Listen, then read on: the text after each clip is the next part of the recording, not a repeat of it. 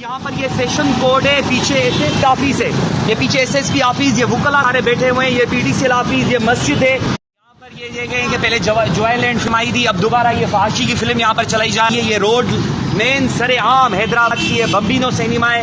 یہ تم ادھر بے نہیں چلا رہے ہو پورے ملک میں. ہاں ملک کس نے بنانا؟ ہاں کس نے بنانا؟ بند کرو یہ بے حیائی کو بند کیا جائے پورے پاکستان میں.